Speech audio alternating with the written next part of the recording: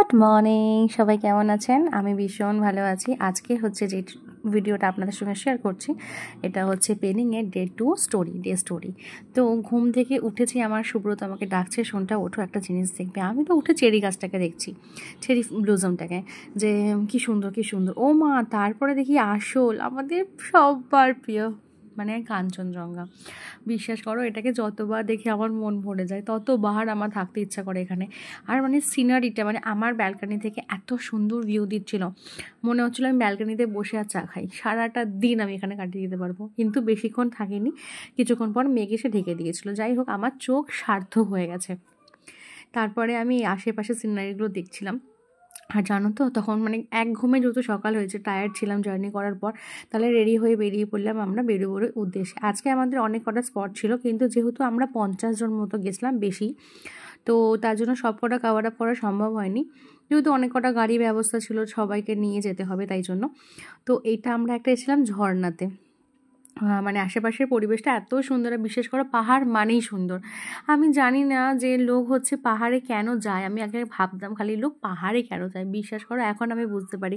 মানে ওই যে একটা অপূর্ব শান্তি, একটা মানে বলা যাবে না, তোমার মনের ফিলিংস তুমি কীভাবে ওখানে পাহাড়কে দেখে দেখে শিখবে, ওদের মানুষগুলোকে দেখে শিখবে। আমার পাহাড় ভীষণ ভাল লাগে। আমি যবে থেকে আমার বিয়ে হয়েছে, আমার মাম্মা হয়েছে, তবে থেকে আমরা পাহাড়ে যাই। সব সময়ের জন্য আমাদের বেস্ট হচ্ছে পাহাড়। আগে সুব্রত বলতো যে পাহাড়ের মতো জায়গা হয় না, কিন্তু এখন আমি রিয়েলাইজ করি। আমি ওই ট্রেনের কষ্ট করে চলে যাব, কিন্তু পাহাড়ে ওই একদিন দুদিন কাটানোটা পুরো মানে কয়েকটা দিনের রিচার্জের মতো। তো ভীষণ ভালো লাগছিলো। তারপরে আমরা হচ্ছে ঝর্ণা থেকে কটা ফটো তুলে নিয়ে আমরা চলে গেলাম অরেঞ্জ গার্ডেনের দিকে। অরেঞ্জ গার্ডেনে হচ্ছে অনেক কিছুই হয়েছে। এরা এমন করছে গাড়ি থেকে বেরিয়ে যেন অন্যদিন কাউকে দেখেনি। এটা আগে ঝর্ণার ফটোটা, আর এখন আমরা যাচ্ছি অরেঞ্জ গার্ডেন। এখানে টিকিট নিয়েছিল 30 রুপিস ইচ, বাচ্চাদের নেয়নি। তো অরেঞ্জ গার্ডেনে জানো তো, আমরা ভাবছিলাম অনেক অনেক অরেঞ্জ করাবো, যেগুলো নিচে পড়ে থাকবে, তাহলে আর কিনা লাগবে না, ঘরে চলে আসবো। কিন্তু যত কটা অরেঞ্জ কুড়িয়েছি, সব কটার মধ্যে পোকা। তাহলে বেকার হয়েছে, মানে ওগুলো তুলে জাস্ট খুলে খুলে দেখছি আর ফেলে দিচ্ছি, এরকম হচ্ছে। নিচে পড়াগুলো সব পোকাই ছিল, তবুও পড়েছিল, বাট আমরা গাছ থেকে কেউ হাত দিইনি। তবুও তার মধ্যে অনেকেই গাছের মধ্যে হাত দিয়ে তুলেছে। এগুলো ন্যাচারাল ব্যাপার, বাঙালি অভ্যাসের দাস। তো আমাদের অনেক লোক ছিল, মানে আমরা ঢুকতে ওখানে আর কাউকে জায়গা দিইনি, পুরো নিজেরাই একদম দখল করে নিয়েছি বলতে পারো। তারপরে এই অরেঞ্জ গার্ডেনটা ওপরে আর নিচে না ছিল ঝর্ণা মতো, মানে একটা ঝর্ণা নদীর মতো বয়ে যাচ্ছে, খাল টাইপের, খাল না সরি, মানে ওই নদী টাইপের বয়ে যাচ্ছিলো, ছোটো ছোটো ঝর্ণার জলটাই সমতলে। আর ওরা ছোটো ছোটো স্টল করে বসেছিল, মানে যাদের এরিয়া তারা, বা যাদের জায়গা তারা। ইউজুয়ালি পাহাড়ে এরকমই হয় সব সময়ের জন্য। তো আমরা এটা ওটা সেটা দেখছিলাম, আর এখানে আমার মনে হয় হাত পড়ে গেছে, তাই জন্য হচ্ছে ভিডিওটা এরকম হয়ে গেছে। এখানে অনেক কিছু ছিল, কিন্তু আমরা কিছু খাচ্ছিলাম না, কারণ আমাদের সবে মাত্র আমরা ব্রেকফাস্ট করে বেরিয়েছি। এটা অরেঞ্জ জুস আর কিভি জুস, এর মধ্যে ভালোই খেতে ছিল, বাট আমার যেহেতু গাড়িতে উঠলে গা গোলাবে, তাই জন্য আর খাইনি। অনেক কিছু ছিল, একটু দাম, কারণ ওরা তো অনেক কষ্ট করে ওখানে হচ্ছে সারভাইভ করে, তো দাম হিসাবে ঠিকই আছে। কিভি আমাদের এখানে এক একটা 30 টাকা করে পিস, ওখানে 200 টাকা আর 100 টাকার 50 টাকা এরকম পাওয়া যাচ্ছিলো, মানে প্যাকেট হিসেবে। তো আমরা নিয়ে জাস্ট ঘুরেছি, দেখেছি, তোমরা চাইলে নিতে পারো। আমরা নিয়েছি, মানে অনেক কিছু নিয়েছি, কিন্তু অন্য জায়গা থেকে নিয়েছি।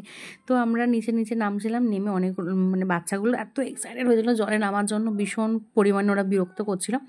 তো ওদের দেখা দেখি আমরাও তাতে করে চলে আসছিলাম। এই যে কথা ওদের শেষ হচ্ছে না, আর দোকানে দেখলেই এটা খাবো ওটা খাবো সেটা খাবো এরকম করছে। তো খাবে, তো খেয়ে পরে তো আমাদের সামলাতে হবে, কারণ ওরা হোটেল থেকে ব্রেকফাস্ট করেই আমরা সবাই এসেছি।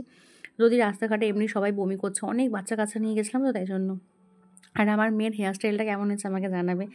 আমার খুব ভালো লাগে, আমার মেয়ের চুলটা থাকে তো, তাহলে আমি এটা সেটা বানিয়ে দিই, একটু সময় সাপেক্ষ। আর আমার মেয়েও কিন্তু স্টাইলিং করতে খুব পছন্দ করে, অনেকক্ষণ বসে থাকে, কোনো ডিস্টার্বেন্স থাকে না, মানে করে না ও। আর এই যে পাথরের মধ্যে আমি তো লাফালাফি ঝাপাঝাপি করছিলাম, আমার তো যেন একবার পায়ের মধ্যে লেগেও গেছিলো, মানে আমি এত দৌড়াচ্ছিলাম। এই যে সবাই মিলে একটু ফটো তোলা, আর জানো তো ওই ফটোগুলোই স্মৃতি হিসেবে থেকে যাবে। সময় চলে যাবে, সব চলে যাবে, কিন্তু যখন এই ফটোগুলো দেখতে পাবো, তখন সব কিছুটা রিক্রিয়েট হয়ে যায় মাথার মধ্যে, সিনটা পুরো চোখের সামনে ভাসবে। আর এই যে 3 জনের তো ঝগড়া মেটেই না, একবার ওর সঙ্গে ভাব হয়তো এর সঙ্গে আরই, এর সঙ্গে ভাব হয়তো ওর সঙ্গে আরই। তারপরে আমি দেখাচ্ছিলাম, এই দেখো আমি অরেঞ্জ গার্ডেনে এসেছি, হাত দিতে তো পারছি না, যদি পড়ে যায়, যদি আমাকে ফাইন করে কেউ দেখে নেয়। তারপরে ওরা দেখো ঠান্ডা বরফওয়ালা জলের মধ্যে এরকম হাত নিয়ে খেলছিল। ভাগ্যিস কেউ পড়ে জামা প্যান্ট ভেজায়নি, তাহলে আর দেখতে হতো না। তাহলে আমাদের তো ওইখানে ওরমভাবে থাকতে হতো, কারণ এক্সট্রা করে জামা নিয়ে যায়নি। আর আমার মেয়ের কি কান্না, ও জলে স্নান করবে বলে। ও না সবসময় জল দেখলেই ঝাঁপিয়ে পড়ে, তার জন্য ওর তো পাহাড় ভাল লাগে না, ওর ভাল লাগে সমুদ্র। আর দেখতে পাচ্ছ সিনারিটাও জাস্ট ফাটাফাটি। সবাই ফটো তুলছিল যে যার মতো। তারপর বাচ্চারা বললো এটা খাবো ওটা খাবো, আমি বললাম কিছু খেতে হবে না, ম্যাগি কিনে দিচ্ছি। তো একটা ম্যাগি 50 টাকা দিয়ে নিয়েছিলাম, 3 জনকে দিয়েছি খেতে। ওরা কাড়াকাড়ি করছিল, আমি ভাবছিলাম বেশি নিলে পরে যদি নষ্ট করে, তাই জন্য একটাই নিয়েছিলাম।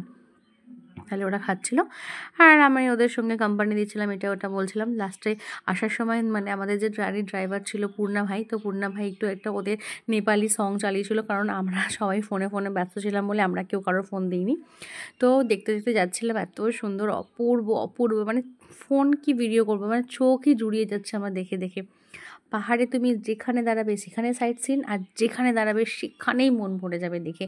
পাহাড়ের গাছ, এত বড় বড় পাহাড়, নিচের দিকে তাকালে বুকটা শুকিয়ে যাবে। কিন্তু দারুণ দারুণ, মানে কি বলবো, বেস্ট বেস্ট। তো আমি অনেকবার গেছি পাহাড়ে, এটা ছিল আমাদের পেলিং ডে 2। সকালবেলা আমরা ব্রেকফাস্ট করেছিলাম, আর কথা ছিল যে লাঞ্চ করে আবার আমরা বেরাবো, কিন্তু আমাদের সাইট সিন করতে করতে এত দেরি হয়ে গেছিলো। তাহলে আমরা দুপুরে সেদিনকে লাঞ্চটা মানে 4টার দিকে একবারে হোটেলে গিয়ে করেছি। এরপরে আমরা যেখানে যাচ্ছিলাম, তাহলে সেটা হলো একটা কি বলো তো, ওই একটা রামপো বলে, মানে বুদ্ধরই কোনো ধর্মপ্রচারের কোনো আছে গুরু।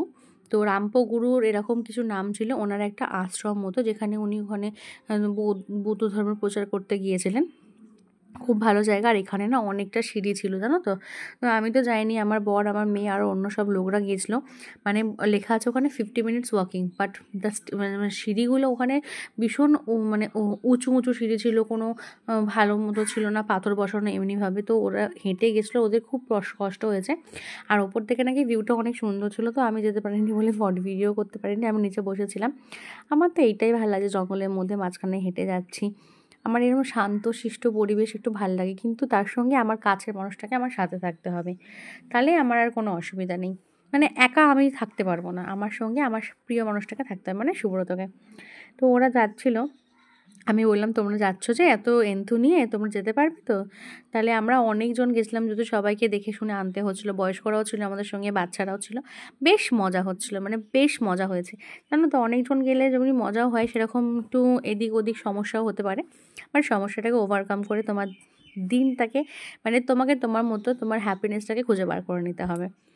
তো আমরা এরম যাচ্ছিলাম, যেতে যেতে এগুলো তো দেখেছো, সব বৌদ্ধ মন্দিরে থাকে একটা একটা করে। ওখানে একটা লেক ছিল, সেই লেকটা হলো উইশ মানে কিছু একটা লেক, যেখানে পয়সা দিলে কিছু হয়। আমরা না মাছকে ফিড করিয়েছিলাম, জানো তো, এখানে মাছকে ফিড করাতে হবে। ওখানে খাবার পাওয়া যাচ্ছিলো, খাবারগুলো সোয়াবিন পাওয়া যাচ্ছিলো আর মুড়ি পাওয়া যাচ্ছিলো। তো আমাদের ব্যাগে বিস্কুট ছিল, আমার ব্যাগে। তো আমি বিস্কুট খাইছিলাম, বাচ্চাগুলো তো ভীষণ খুশি হয়েছে, এক গাদা মাছ একবারে চলে এসেছিলো। সেই ভিডিও যেহেতু করা হয়নি, তাই জন্য আমাদের সঙ্গে শেয়ার করতে পারলাম না। বাচ্চাগুলো এরকম করছিলো। আসলে দেখো, সবাইকার মতো মজা না, কি বড়রাও মজা করবে, ছোটরাও করবে, বাচ্চারাও করবে, সবগুলোকে একটা অ্যাডজাস্টমেন্ট করে নিতে হবে। এই যে এরা করছে, আর আমরা এগুলো ভিডিও করছিলাম, কারণ এইগুলোই তো থেকে যাবে, তাই জন্য। তোমরা বুদ্ধ মন্দিরে গেলে এটা ঘুরে, এটা অ্যাকচুয়ালি ওদের মনে হয় কোনো শ্লোক লেখা থাকে, মন্ত্র লেখা থাকে, যেগুলো এমনি ঘুরলে মানে না বলে এরকম ঘোরালে হয়তো উইশটা এরকম কিছু থাকে। এগুলো শোনা কথা, আমি আসলে বৌদ্ধ ধর্মের ব্যাপারে অত কিছু জানি না, তাই ভুলভাল আমি কোনো কিছু বলতে চাইছি না। যেটুকুনি শুনেছি সেটুকুনি বললাম। আর জানো তো, এদের মন্দিরে গেলে না মনটা জুড়িয়ে যায়। আমাদের মন্দিরে যেরকম ঢাক কাশি ঘন্টা বাজতে থাকে, এদের একদম শান্ত শিষ্ট স্নিগ্ধ মতো থাকে, আমার ভীষণ ভাল লাগে। এরা ঘুরিয়ে যাচ্ছে। আমি বলছি আরে বাবা, তোদের হাত ব্যথা, ওদের তো হাত ব্যথাও করছে, হাতে হাইট পাচ্ছে না, এরকম করে ঘুরিয়ে। আর এখানে যেটা জ্বালিয়েছিল, এটা মনে হয় মানে ঘুঁটে ফুটে কিছু এরকম দিয়েছিল। চারিদিকটা বেশ গন্ধ ছাড়ছিলো, কিন্তু খুব বাজে গন্ধ ছাড়েনি, ভালোই হচ্ছিলো। আর এই যে ওনাদের গুরুদেবের ছবি ওরা এরকম ফ্রেম বন্দি করে রেখেছে বক্সের মধ্যে।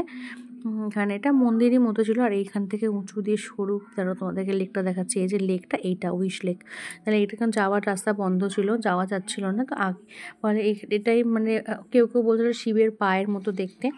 তো ওখান থেকেই আমরা বাড়ি চলে এসেছিলাম দুপুরবেলা লাঞ্চ, মানে 4:30টার দিকে আমরা লাঞ্চ করে, রাতেরবেলা ছিল আমাদের ক্যাম্প ফায়ারে যেন তো চব্য হয়ে গেছিলো। যেই চালাচ্ছে মানে ক্যাম্প ফায়ার শুরু হচ্ছে, সেই হচ্ছে বৃষ্টি হচ্ছে।